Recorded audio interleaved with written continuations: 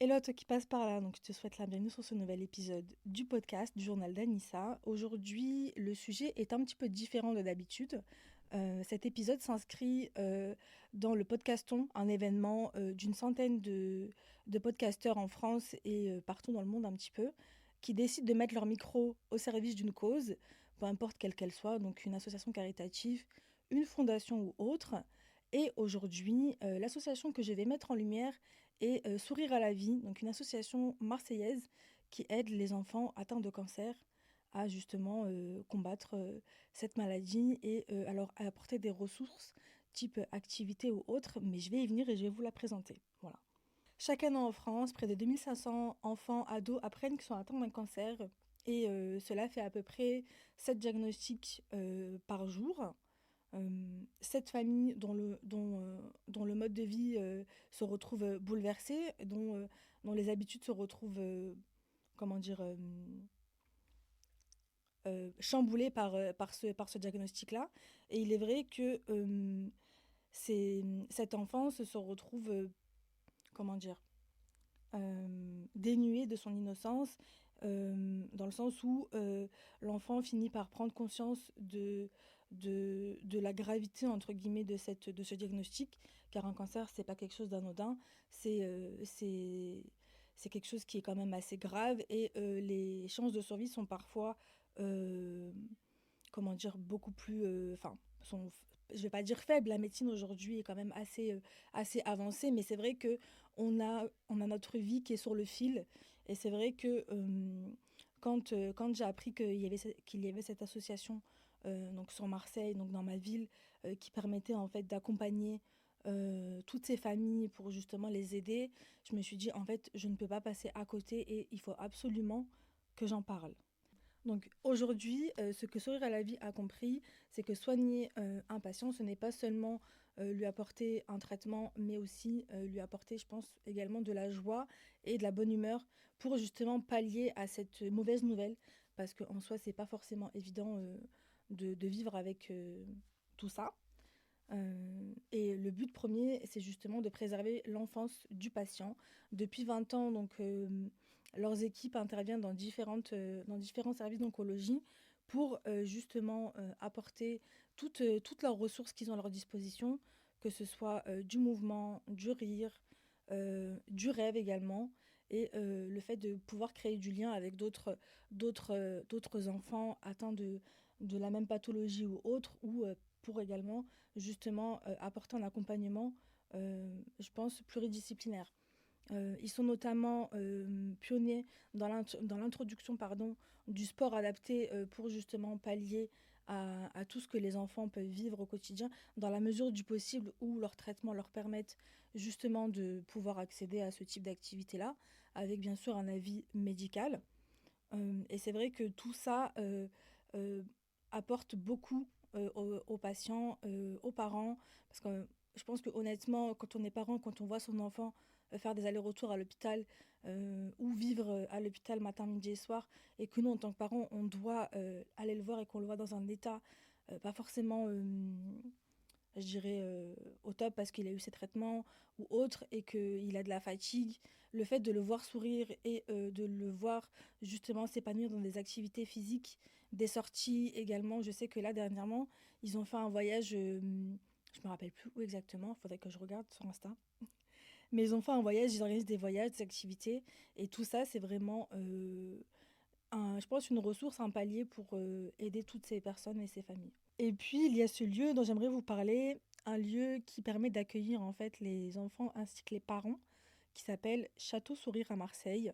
C'est un centre de support et de soins également pour les enfants, donc qui permet de les accueillir sur un jour ou plusieurs jours, avec leurs parents également inclus. Ce lieu apporte un accompagnement, une prise en charge individualisée pour chaque patient. Et donc ça permet également de pallier en fait aux autres soins que le patient, enfin, ou que l'enfant peut avoir au quotidien. Et donc ça, ils accueillent principalement des enfants atteints de cancer aujourd'hui. D'après ce que j'ai cru comprendre aussi également dans mes recherches, il y a aussi le Phare des Sourires. C'est un centre de soins innovant face à la mer à l'Estac, un endroit où on continue à apprendre, à bouger, mais également à rêver malgré la maladie.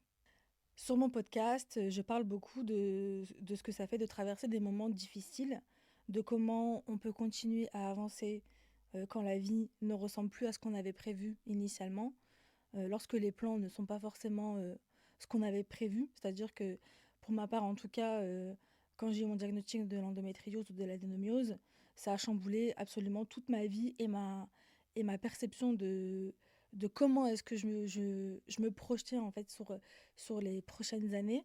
Et donc ça a comme redistribué les cartes ou, comme qui dirait, enfin je sais pas si c'est la bonne expression, étant donné que j'en invente pas mal, mais c'est pas bien grave.